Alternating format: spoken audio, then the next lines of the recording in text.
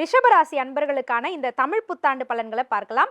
முதலாவதாக பஞ்சநாதன் ஐயாவிடமிருந்து தொடங்கலாம். ரிஷபராசிக்காரர்களுக்கு என்ன ஒரு அதிர்ஷ்டம் இந்த பராபவ ஆண்டுல அப்படின்னா, ஆண்டு பிறக்கக்கூடிய லக்னமே இந்த ரிஷபத்துல தான் வரும். ரிஷபராசிக்கு லாபத்துல சனி பகவான். நிறைய பேர் உத்தியோக ரீதியா கடந்த ஒரு ஆண்டுல நிறைய கஷ்டப்பட்டிருக்காங்க ரிஷபராசிக்காரங்க. இப்போ லாபத்துக்கு வரக்கூடிய சனி பகவான் இவர்களுக்கு மிகுந்த மேன்மையை தருவார். என்ன காரணம்னா, இந்த 3, 6, 11 ஸ்தானங்கள் சனி பகவானுக்கு நல்ல ஸ்தானம். அப்போ லாபத்தில் போய் சனி பகவான் இருக்கிறதுனால இது நாள் வரைக்கும் வேலையில் யாருக்கெல்லாம் பிரச்சனை இருந்ததோ அவளுக்கெல்லாம் அது நிவர்த்தி ஆகிடும். அதே போல் இவர்களுக்கு களத்திர ஸ்தானாதிபதி செவ்வாய் பகவான், அவர் 11ஆம் இடத்துல சனியோடு சேர்ந்திருக்கார். அப்போ இந்த அமைப்புகள் இது 7, 9, 11 தொடர்பு. ஏன்னா அந்த சனி 9ஆம் இடத்துக்கு அதிபதி. ஆக முதல் திருமணம் பாதிக்கப்பட்ட பலருக்கு 2வது திருமணம் இந்த ரிஷபராசிக்காரர்களுக்கு இப்போ கைகூடி வரும். குரு பகவானுடைய பயிற்சி மிக முக்கியமாக பார்க்க வேண்டியிருக்கு. 3ஆம் இடத்திற்கு குரு பகவான் வரார், லாபத்தில் செவ்வாய். இந்த காலகட்டத்தில் நிறைய பேர் சொத்து வாங்குவாங்க. இந்த பரம்பரை சொத்து இருக்குது பாருங்கள், அது சம்மந்தமாக அந்த பரம்பரை சொத்து விற்கலை, நான் புது சொத்து வாங்கணும், இந்த சொத்து எப்போ விற்றா நான் புது சொத்து வாங்க முடியும் காத்திருக்கிறவங்களுக்கு பழைய சொத்தை விற்று புது சொத்து வாங்கக்கூடிய யோகம் உண்டாகும். பொதுவாகவே ரிஷபராசிக்காரர்களுடைய இயற்கை என்னன்னு கேட்டிங்கன்னா, ஒரு காதலை கூட அப்படி வெளிப்படையாக வேகமாக சொல்கிறது இல்லை, எல்லாமே அப்படி பகுதியாக வெளிப்படுத்துவார்கள் அன்பை. அப்படி உண்டு. அப்படி இவர்களுக்கு இந்த ஆண்டு பார்த்திங்கன்னா காதலை வெளிப்படுத்தக்கூடிய அன்பு, அதை ஒரு வெளிப்படையாக வெளிப்படுத்தாமல் அதை மெல்ல வெளிப்படுத்தி அந்த காதலில் வெற்றி அடையக்கூடிய அமைப்பும் அவர்களுக்கு இருக்கிறது. இந்த ஆண்டு கல்வியில் ஹையர் எஜுகேஷன் படிக்கிற மாணவர்களுக்கு ஒரு நல்ல வெற்றி காத்திருக்கிறது. வெளிநாட்டு கல்வி உங்களுக்கு காத்திருக்கு, நல்லது ஒரு முன்னேற்றம் இருக்குது. ஃபினான்ஷியலாக இவங்களுக்கு இருக்கக்கூடிய ப்ராப்ளம் எல்லாம் இந்த ஆண்டு சால்வ் ஆக போகுது. இந்த ராசிக்கு அதிபதி 12ல் உட்காருவது, வெளிநாட்டு வாழ்க்கை இவர்களுக்கு கன்ஃபார்ம் ஆகிறது. அட்லீஸ்ட் ஒரு டூராவது போயிட்டு வருவோமே அப்படின்னு டூர் போகக்கூடிய யோகமும் இவர்களுக்கு வருகிறது. இந்த ரிஷபராசிக்காரர்கள் இந்த காலகட்டத்தில் அண்ணாமலையார், உண்ணாமலை அம்மன் இவர்களை வழிபாடு செய்கிற போது, அந்த திருவண்ணாமலை கிரிவலம் வருகிற போது வாழ்க்கையில் என்ன பாவங்கள் இருந்தாலும் தொலையும். நல்ல திருமணம், நல்ல வாழ்க்கை, நல்ல குழந்தை பாக்கியம் அப்படின்னு வாழ்க்கை மகிழ்ச்சியாக அமையும். ஸ்ரீமதி பாரதி சீதர்மா, நீங்கள் சொல்லுங்கள், ரிஷபத்துக்கு எப்படி அமைய இருக்குமா? ரிஷபராசினியர்களுக்கு ஐயா நிறைய விஷயங்கள் சொன்னார். நம்ம சனிப்பெயர்ச்சி பலன்கள் பார்க்கும்போது கூட 12 ராசியில் ரொம்ப நல்லா இருக்கக்கூடியது ரிஷபம் அப்படிங்கிறத பார்த்தோம். ஸோ அதன் அடிப்படையில் லாபத்தில் இருக்கக்கூடிய சனி பகவான், அதே மாதிரி 10ஆம் இடத்துல இப்போ ராகு இருக்கிறவர், அதுக்கப்புறம் அவங்களுக்கு பாக்கியத்துக்கு போகிறார். இந்த சூழ்நிலைகளில் ரிஷபராசி அன்பர்களுக்கு ரொம்ப நல்லா இருக்குது. ஆனால் உடல் ஆரோக்கியத்தில் கொஞ்சம் அவங்க கவனமாக இருக்க வேண்டும். அந்த கோச்சார நிலைகளில் சூரியன் செவ்வாய் இதனுடைய மாற்றத்தில் இவர்களுக்கு உடல் ஆரோக்கிய குறைபாடுகள் வரலாம். ஆடி மாதத்துக்கு மேலே இந்த வீடு வாங்கிறதாக இருந்தால், குரு பகவான் இப்போ ஜூன் 2ஆம் தேதி மாறுறாரு அவங்களுக்கு 3ஆம் இடத்துல. ஆடி மாதத்துக்கு மேல் இவங்க இந்த வீடு வாங்கக்கூடிய யோகா அமைப்பு எல்லாம் இருக்கும். பணம் நிறையா வந்தாலும் அதை யார்கிட்ட கொடுக்கணும், எப்படி இன்வெஸ்ட் பண்ணணும், அதே மாதிரி கூட்டு தொழில் பண்ணுறதாக இருந்தால் ஏன்னா 10ஆம் இடத்துல இந்த ராகு பகவான் இருக்கிறதுனால சில நேரங்களில் கூட்டு தொழிலோ இல்லை மற்றவங்கள நம்பி ஒரு பணத்தை கொடுக்கும் பொழுதோ ஏமாறக்கூடிய சூழ்நிலைகள் இவங்களுக்கு வரும். அதில் இவங்க ரொம்ப நிதானமாக இருக்கணும். ஒரு ரிட்டையர்மெண்ட் ஏஜ்லலாம் இருக்கிறவங்க அவங்க பணத்தை நான் 2 ஆக்கி தரேன், 3 ஆக்கி தரேன்லாம் சொல்லி ஷேர்லாம் கொண்டு போய் போடும்போது ரொம்ப கவனமாக இருக்க வேண்டிய ஒரு காலகட்டம். அதனால் இப்போ கேதுவும் ராகுவும் 4 மற்றும் 10ல் இருக்கும்போது அதுக்கான வேலைகளை ராகு கேது பண்ணுவாங்க.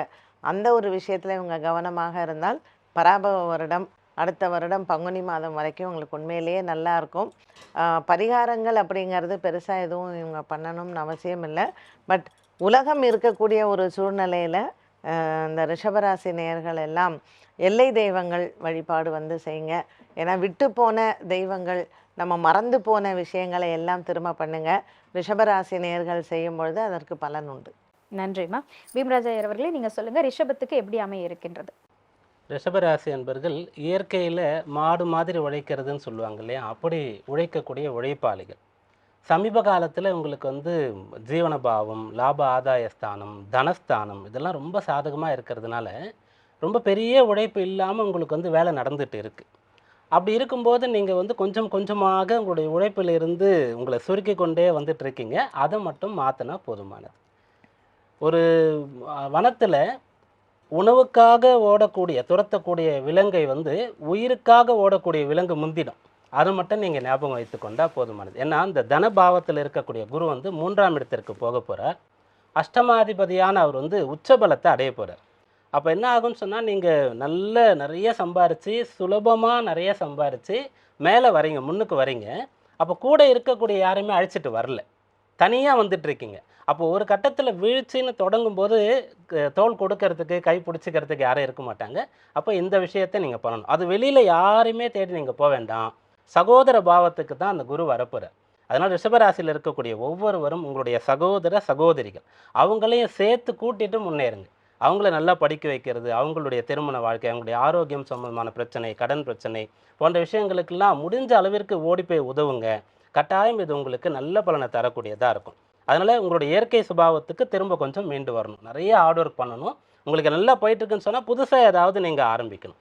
உங்களுக்காக வேலை பண்ணுறதுக்கு நிறைய பேர் இருக்காங்கன்னா நீங்களும் கொஞ்சம் வேலை பார்க்கணும். நீங்கள் தூங்கும்போதும் கூட உங்களுடைய செல்வம் வந்து பணத்தை சம்பாரிச்சுட்டே இருந்தாலும் கூட நீங்கள் புதுசாக ஏதாவது உழைக்கிறது, ஏதாவது படிக்கிறது, கற்றுக்கிறது அப்படின்ற விஷயத்தை செய்யும்போது இந்த ஆண்டில் கொஞ்சம் தொய்வு வந்து அதன் பிறகு அதெல்லாம் பார்த்து பேலன்ஸ் பண்ணக்கூடிய ஒரு நிலையை தவிர்த்து உங்களுடைய அந்த உச்சம், அந்த உயரம், அந்த பாதை வந்து தொடர்ந்து சீராகி கொண்டே இருக்கக்கூடிய ஒரு பலனை நீங்கள் அடைய முடியும். அருண்குமார் அவர்களே, வாழ்வியல் பரிகாரத்தோடு சேர்த்து நம்ம ரிஷபத்துக்கு எப்படி இந்த சித்திரை முதல் நாளிலிருந்து தொடங்குதுன்னு சொல்லுங்க. ரிஷபராசிக்காரர்களை பொறுத்த வரைக்கும் ராசிக்கு 2வது இடத்துல வருஷத்தோட தொடக்கத்தில் குரு பகவான் சஞ்சரிக்கிறது ரொம்பவே ஒரு அற்புதமான காலம். குறிப்பாக குடும்ப வாழ்க்கையில் நிம்மதி, சந்தோஷம், அமைதியே இல்லை அப்படின்னு நினச்சிட்டு இருந்தவங்களுக்கெல்லாம் இந்த வருஷத்தில் ஒரு நிம்மதி கிடைக்கக்கூடிய அனுகூல பலத்தை கடவுள் தராருங்க. ரொம்ப முக்கியமாக 3வது வீட்டில் குரு பகவான் உச்சம் அடைகிறது ஒரு புதிய தன்னம்பிக்கை, புதிய தைரியம், ஒரு புது தெம்போட பல முக்கிய முடிவுகளை எடுத்து அந்த முடிவுகளில் வெற்றி பெறக்கூடிய ஒரு அனுகூலத்துக்குரிய காலமாக இருக்க போகிறது. ஐயா அற்புதமாக தொடக்கத்திலே சொன்னார், நிறைய காதல் திருமணங்கள் இந்த வருடத்தில் நடக்கக்கூடியதாக இருக்கும். அதுக்கு முக்கிய காரணம் குரு பகவான் உச்சம் அடைஞ்சு முதல் பார்வையாக உங்கள் ராசிக்கு 7ஆம் இடத்தை பார்க்குறாரு. இதுக்கு முன்னாடி நான் 10 வருஷம் காதல் சார், 15 வருஷம் காதல் சார், வீட்டில் சொல்கிறதுக்கே பயமாக இருக்குது, சொல்லிட்டா கூட 2-3 வருஷமாக தேதி தான் குறிக்கிற, எதுவுமே நடக்கவே இல்லை அப்படின்னு புலம்பிட்டு இருந்த காதலர்களுக்கு எல்லாம் உங்கள் வீட்டிலே கூப்பிட்டு பேசி ஒரு அற்புதமான திருமணத்தை செய்யக்கூடிய சூழலை ஏற்படுத்தக்கூடிய காலம்.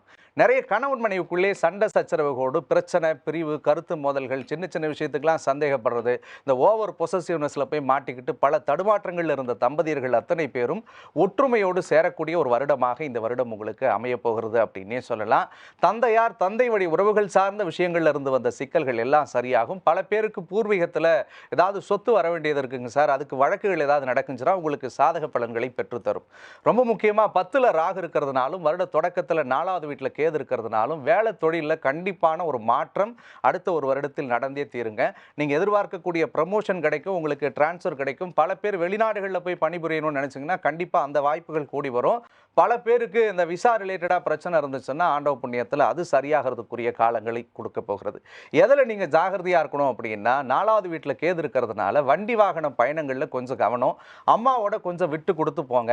அதே மாதிரி வீடு மண்ணு சார்ந்த விஷயங்களில் ஏதாவது டாக்குமெண்ட்டில் கையெழுத்து போட்டிங்கன்னா கொஞ்சம் அதில் மட்டும் யோசித்து போட்டாலே போதும். ஒட்டுமொத்தத்தில் இந்த வருடம் உங்களுக்கு அற்புதமான வருடமாக அமைய காத்திருக்கிறது.